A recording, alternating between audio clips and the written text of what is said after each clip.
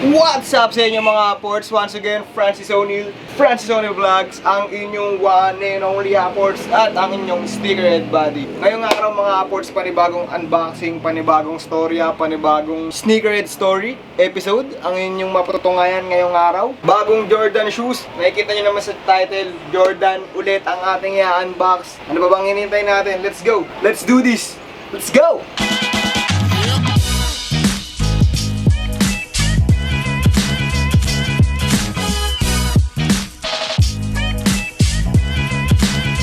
Okay, before tayo mag-proceed mga boys, I just want to say thank you lang ulit. Maraming salamat sa continuous support na binibigay sa channel natin. Kahit na sobrang tagal nating hindi nag-vlog before and ngayon na lang tayo ulit bumabalik. Thank you sa inyo mga ports. Maraming salamat. At sa mga hindi pa ports natin na nandiyan dyan, yung naligaw lang sa channel natin, click mo na nga yung subscribe button na nandiyan dyan para maging ports na kita. At syempre, don't forget to ring the notification bell para maging updated ka sa mga kwento natin at sa mga panibagong sneakerhead stories. So bang hinihintay natin, no?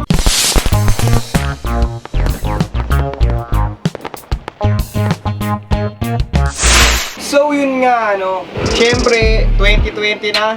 Panibagong taon, panibagong chapter na naman ng mga buhay-buhay natin. And before we proceed to the main content of the vlog, I just want to show you lang yung progress sana nung kwarto ko. Sa kadahilanan, itong kwarto ko dito tayo lagi magbablog, dito nyo ko laging makikita. And all throughout the 2019, simula pa nung nagbablog ako, dito ko sa kwarto ko talaga nagbablog ever since. So I just want to show you lang ang mga ports kung ano ba yung progress ng kwarto natin ngayon, kung ano nang itsura. So na-excite ako kaya gusto kong makita yung difference nung pagka-start ng taon bago matapos yung taon. Ano kayang mga surprises or ano kayang mga changes ang mangyayari sa kwarto natin. So parang ganun. Kaya in a sense, isisingit ko lang siya before our main content. So anyways, let's proceed sa ating room tour.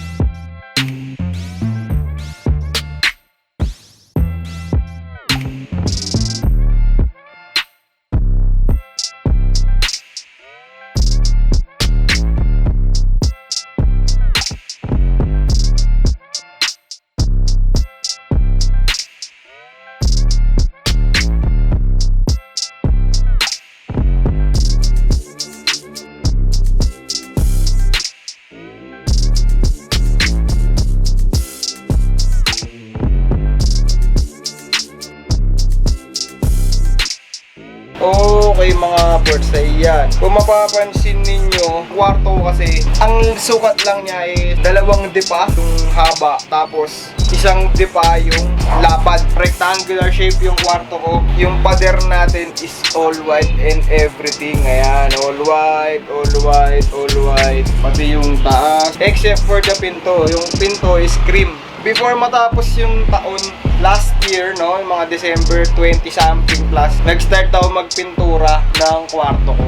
Kasi nga, dito sa bahay namin, ano nangyari kasi, short story lang. Itong part na to, ayan, itong pader na to, kung makikita nyo. Yung pader na yan, ito, especially ito, pinalitan yan, yung mahabang yan, yung poste na yan, simula doon sa taas, pababa. Ito yan. Basically, ito, tas itong side na to ng pader na to, is binaklas, tinanggal lahat yan, kasi pinaanay na siya, tapos wala na siyang laman. Ang nangyari sa kwarto ko is nabaklas yung buong dyan. So, wala akong pader dito. Basically, wala akong kwarto nung mga end. Patapos na yung December. Nakikitulog lang ako dun sa kama ng kapatid ko. So, ginawa, pininturahan ko lahat ng puti. All white and everything. Tapos inayos ko na yung kwarto ko. And sige, isa-isayin natin. Saan ba tayo mag-start muna? Siyempre, ito yung vlogging area ko. Ayan, yan yung angulo. Makikita nyo, white background. Ang kagandahan pala pagka white background is pag nag-e-edit ka, mas okay. Actually, ngayon ko lang napansin yun, lalo na pag ay gagawa ng thumbnail. Mas madaling i-crop using Photoshop. Ito yung mga gamit ko. Ayan. Kung mapapansin ninyo, naka-crate. So bumili kami ng crate sa Divisoria. Magkano yata? 300 yata. Isang ganito. Yung egg crate yata tawag dito, or vegetable crate. So hindi ko masyado tinatambakan na mabibigat na gamit kasi baka bumigay. Plastic lang naman to. So dito ko nilagay lahat ng mga gamit ko, lahat ng mga pwede kong dampot-dampotin lang. Tapos dito yung mga board games. Pero dito, nandito yung bala ng PlayStation ko, ayan. Tapos mga pabango, tapos nandun yung mga kung ano-ano lang, mga nakatago sa cabinet. Kasi nga, nagbawas ako ng cabinet sa kwarto ko, tinanggal ko yung mga cabinet para mas maluwag at mas magkaroon ako ng vlogging space. But then dito, kinonvert ko siya, pas yung mga cups ko. Nga pala sa mga upwards ko dyan, mga bago sa channel natin, especially mga hindi pa nakakilala sa akin, mahilig din akong bumili ng mga sombrero, mga cups. So ito yung cups collection ko right now. Iyan, hanggang ibaba. Itong mga cups ko na to, bumili lang ako ng ring sa National Bookstore. Parang 50 pesos lang yata yun. 6 na piraso. So nilagay ko dyan. Tapos dito sa ilalim, ito paper clip. Tapos hinok ko lang kasi syempre may mga butas na mga. Tapos ayun, naging okay naman yung itsura niya. Then sa ibabaw, yung helmet ko. Tapos yung pampabango. Nalimutan ko yung tawag. Tapos sa bandang ibaba, ito yung collection ko ng mga sapatos. Nandiyan siya. Ito. Mga collection natin yun na sapatos. Dito ko siya nilagay. Dati nakalagay siya sa closet natin. Siguro sa next episode, papakita ko sa inyo kung ano ba yung closet na sinasabi. Dito ako natutulog. Dito, itong area na to. Folding bed na nagiging upuan, sofa bed. Tapos ito yung yan, box natin ngayon. Ayan, nakalagay na dyan, naka-ready na. Etong space na to, blanco yan dati. Nilagay ko lang dyan yung painting ko. Bata-bata pa ako, tamo 2003 pa yung nakalagay dyan. Ito, regalo sa akin to ng mga members ko sa YFC dati. Ayan, yung birthday ko, like 2017 yata. Ayun, nilagay ko dyan. Tapos, itong space na to, dati yung mga gamit na nandito, nilagay ko dito. Pero ngayon, ang lamanan nito, mga panlinis. Kasi may panibagong ako segment na gagawin din. How to clean using yung mga available products na nasa market ngayon. And at the same time, i-review natin kung ano ba yung mga panlinis. Tapos siyempre, nandito yung wifi natin. Then ito, kung ano-ano lang dinakalagay. Like dito yung mga pang vlogging tools ko. Mga vlogging materials. Tapos may controller pa ng PS4. Tapos ito yung mga pang-boxing ko. Then dito yung mga excess bag. Okay. Basically yung mga hindi kasya dito ko nilagay. Siyempre ito, lalagyanan lang din, bag laman yan. So hindi rin kasya dun sa lalagyanan natin sa crate. Tapos nandito yung mga boxes ng sapatos natin dito. Yung OG boxes nila. Dito ako naggagawa ng kung ano-ano. So ito yung laptop for editing. Tapos nakakonect siya so pag nag-edit ako, siyempre naka-wireless ako, wireless na keyboard and mouse. Dati kasi hindi ako naka-wireless. So nag-edit ako dito mismo. Ang problema ko kasi pagka syempre matagal yung pag-edit, hindi ako komportable kasi hindi ako nakasandal. So gumawa ako ng paraan, nag-wireless na lang ako para maayos. Ito yung box na to, hot box ang tawag ko dyan. So papakita ko muna sa inyo yung preview na lang muna kasi gusto kong ipakita sa inyo to pagka nagre-restore, nagpapaputi ng sapatos. Kasi ang laman nito, ganito, puro salamin lang siya. Tapos merong LED light. Ito, LED light na UV light. Diyan ko nilalagay yung sapatos and iilawan ko ng UV light para pumuti yung sapatos. No? Saka ko na i-explain further pagka nag-vlog na tayo regarding sa restoration of shoes. Ito naman, corkboard. Nandiyan dyan lahat ng mga resibo at saka mga reminder ko sa pang-araw-araw. Ayan, mga bills and payments actually. Kasi yung ibang mga buyer natin, since diba nagbabuy and sell ako, part ng legit check nila is yung pag-present mo ng official receipt. Then ito, mapapansin nyo mga Kyrie Irving na sapatos. Yan, pakita ko sa inyo. Ayan, Kyrie Irving, mga SpongeBob. So hindi ko pa ito nag-vlog, bili ito ng kapatid ko. Ayan, si Sandy, kanina si Mr. Krabs.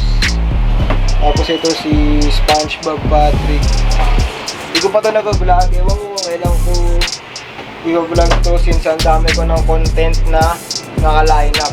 Anyways, yun lang naman yung buong kwarto ko, no? Most of the time, dito nyo ako makikita and baka may mapansin kayong changes and everything. And yun lang yung for our room tour.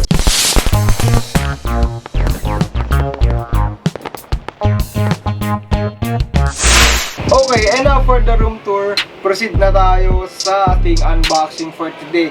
And for our secret story, episode 3, Siyempre, special nga ang ating i-unbox ngayong araw dahil Jordan 1. So, Jordan 1 mid nylon black anthracite. Yan ang ating i-unbox ngayong araw. At siyempre, ito na siya.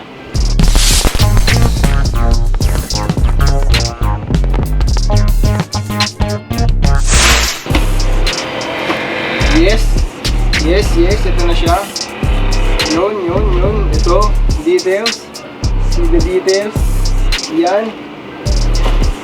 Jordan 1 Mid SE black anthracite, white nor black anthracite. Yun yung kanyang full details. 10.5 mga ports available sa atin ngayon. And ito yung currently pinakamura ko na sapatos na nasa closet. Okay? So, ano pa bang hinihintay natin? Let's start. Buksan na natin. Yeah! Woo! Napaka-solid, napakaganda ng kulay. Simulan natin ang pagre-review at pagkukwento tungkol sa sapatos na ito. At syempre, mga additional information lang din naman para magkaroon tayo ng dagdag kaalaman sa mga sapatos. Jordan 1 Mid, black anthracite, gray and black ang kanyang main color. Siyempre, ang black color is made from nubuck material. Tapos, sinamahan pa ng nylon na gray. Napakaangas, napakaganda, napakalinis tignan. Tapos, with a white midsole and black outsole. SE edition, ang ibig sabihin ng SE, special edition. So, this is one of the special design nitong nakaraang taon, 2019. Actually, ang release date nito is mga around July something ng 2019. And syempre, gumawa sila ng nylon na design tapos black nga na nubuck. Well, ano ba yung ibig sabihin ng nubuck? Ang nubuck material kasi, kung titignan yung maigi itong sapatos na to is, ayun, ganyan yung texture niya. Kung makapansin nyo, kaparehas siya ng suede material. Pero hindi to suede. Okay, magkaiba ang suede at nubuck. Ano bang main pagkakaiba ng suede tsaka nubuck? Si suede kasi is mas fluffy ang kanyang texture. Ito kasi yung nubuck is parang mas matigas yung texture niya. Well, ang pagkakaiba lang naman talaga nila is on how they were processed. Si suede kasi tsaka si nubuck is galing siya sa isang type ng leather wherein galing sila sa skin ng mga hayop. Pero yung paggawa sa kanila is magkaiba. Si suede kasi ginawa siya by sanding yung inner layer nung skin. Yung kumbaga yung interior yung nasa labas. Si nubuck naman is ang sinand sa kanya is yung exterior nung skin. Medyo mas matigas siya kasi yung exterior nung balat yung gamit. Napakagandang design. Tsaka syempre dark color, mas madaling linisin, no? Mas okay pang harabas or kung sa tingin yung pang pormahan ninyo, napaka-okay din nito kasi with an accent of black and gray. Kung meron lang nitong small size like 9, 9.5, definitely kukunin ko to as personal shoes kasi ganito ay mga gusto ko ng kulay ngayon, yung mga medyo dark para hindi mahirap linisin. Binili ko to nga pala sa Tobis ko to nakuha, sa Tobis, sa BGC ko to nakap. And unfortunately, nag-iisang size na lang siya nung kinuha ko. Sobrang mura ko lang nito binibenta guys. Ito yung pinakamura kong sapatos right now sa ating inventory, sa ating closet, no. Kung gusto nyo makuha tong pair na to, just PM me on my social media accounts. You can check out my Instagram and you can check out our FB page. Lagi ako nandiyan dyan. Just PM me, DM me right away.